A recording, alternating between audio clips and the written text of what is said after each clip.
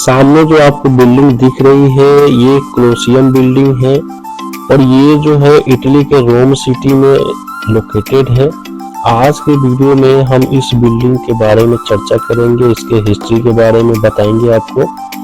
तो सबसे पहले जो आपको बता दें, इस बिल्डिंग को बनाने में जो है करीब 10 साल लग गए थे। कोलोसियम ऑफिशियल फेमस था ग्लैडिएटोरियल गेम्स के लिए।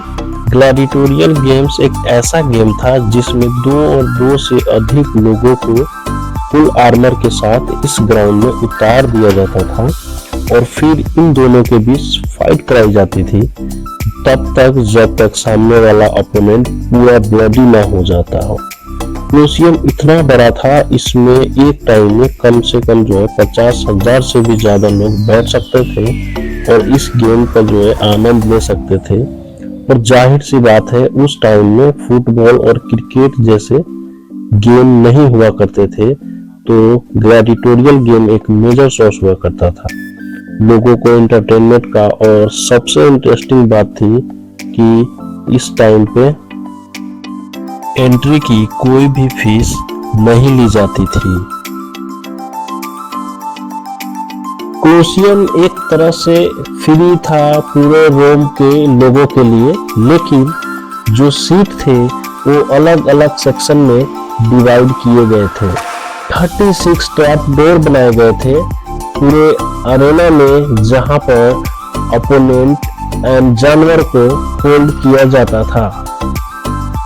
और इसके अलावा कई अंडरग्राउंड पासेस, एलिवेटर क्रिएट किए गए थे जो कि मेन फाइटिंग के दौरान एनिमल को ट्रांसपोर्ट करने में यूज किए जाते थे। 81 एडी में कोलोसियम ओपनिंग के खुशी में 100 डे के लिए गेम ऑर्गेनाइज किए गए। हर दिन नए नए ग्लैडिएटोरियल को बुलाया जाता था और नया नया एनिमल लाए जाते थे। एनिमल में ज्यादातर शेर, टाइगर, क्रोकोडाइल, बियर हुआ करते थे, लेकिन जैसे ही गेम खत्म होता है तो पूरा अरेना ग्राउंड खून से भर जाता है। जितना ज्यादा लोगों को देखने में मजा आता था, उतनी ही ग्लैडिएटोरियल को अपनी जान का परवाह होती थी, क्योंकि अगर 10 लोग अरेना में फाइट करने उतरती थी तो उसमें 2 लोग या 3 लोग के चांसेस होती थी जिंदा रहने के लिए।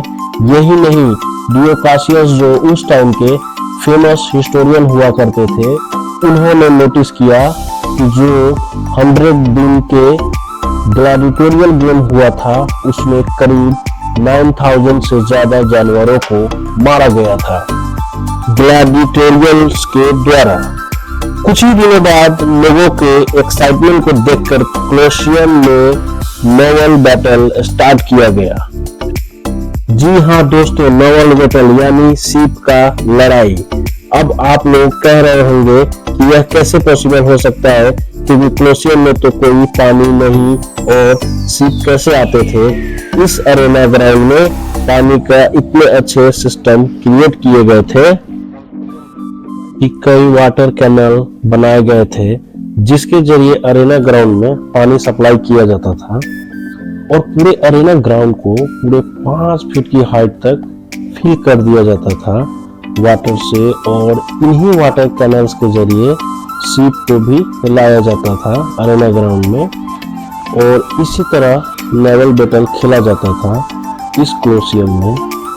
कई सालों तक सब अच्छा चलता रहा, लोग आते गए, ग्लैडिएटर्स गेम होते गए, लेकिन 217 एडी में कोलोसियम लाइटनिंग फायर की वजह से बहुत ज्यादा डैमेज हो गया था।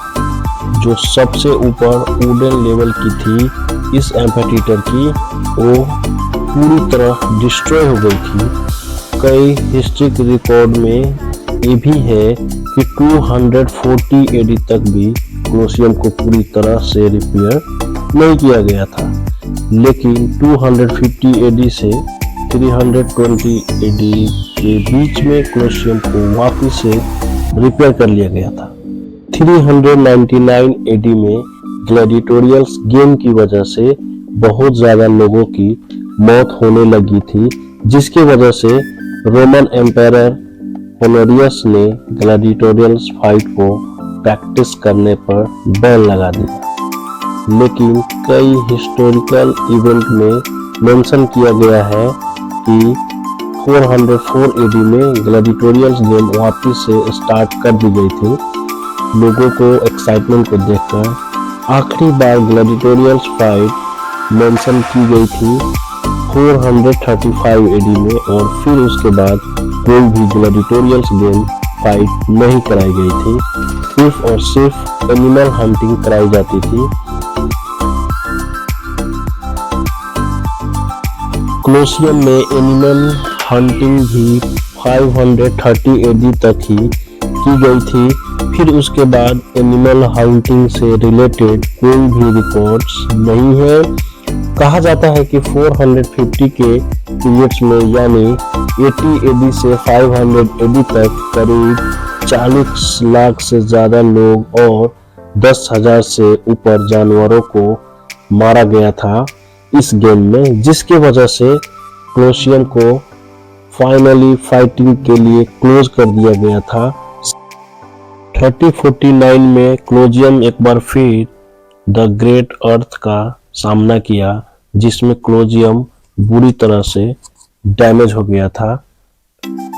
इस बार कोलोसियम के कई स्टोन को रीयूज कर लिया गया था। सरकारी अस्पताल, स्कूल में सभी जगह पे जो है इसके स्टोन को रीयूज कर लिया गया था। 1400 से लेकर 1450 के बीच में यहाँ के जितने भी आसपास के रहने वाले लोग थे, उनके तादाद जो है धीरे धीरे वहां से कम होने लग गई थी। उसके बाद जो बचे कुचे लोग थे कोलोसियम के आसपास में, उन्होंने भी जो है इनसिक्योर समझकर इस जगह को छोड़ दिया। उसके बाद जो है ये कोलोसियम बिल्डिंग जुओं और गुंडों का जो है एक अड्डा बन गया था। एक वक्त ऐसा था इस कोलोसियम बिल्डिंग के लिए कि लोग इसके बिना रहते नहीं थे, लेकिन एक वक्त ऐसा आया कि लोग इसको मुड़ करके भी नहीं देखे। तो इससे हमें जो है एक सीख मिलती है। हमारे लाइफ में भी एक वक्त ऐसा आता है कि लोग हमें मुड़ करके भी नहीं देखते हैं और हमें हेट करते हैं। 1900 सेंचुरी में इस कोलोसियम के अंदर बहुत ज़्यादा घास जम गए थे, जिसकी वजह से जो कोलोसियम का जो स्ट्रक्चर था धीरे धीरे डैमेज होना शुरू हो गया था। लेकिन उस टाइम चर्च के कई बड़े प्रीस्ट लोगों ने इस कोलोसियम बिल्डिंग को फिर से जो है रिनोवेशन कराने के काम स्टार्ट कर दिया। 20वीं सेंचुरी यानी कि आज के टाइम ये जो है दुनिया का मोस्ट पॉपुलर विजिटेड जो है ये प्लेस बन गया है। इस कोलोसियम बिल्डिंग में जो है साल में कम से कम 4 मिलियन से भी जो है ज्यादा लोग यहाँ पे विजिट करते हैं। इतना ज्यादा टूरिस्ट अट्रैक्शन देखने के बाद जुलाई 2007 में इस कोलोसियम को one of the 7 new wonders घोषित कर दिया गया। तो उम्मीद करते हैं आपको जो है इस कोलोसियम बिल्डिंग की स्टोरी जो है आपको पसंद आई होगी। आपको वीडियो कैसा लगा है आप कमेंट करके, और अगर आप हमारे चैनल पर नए हैं तो सब्सक्राइब जरूर कर दीजिएगा, क्योंकि मैं ऐसे ही जो है इंफॉर्मेटिव वीडियो बनाते रहता हूँ। तो आज की वीडियो में बस इतना ही। उम्मीद करते हैं आपको अच्छा लगा होगा और मिलते हैं नेक्स्ट वीडियो में। अभी के लिए सी यू।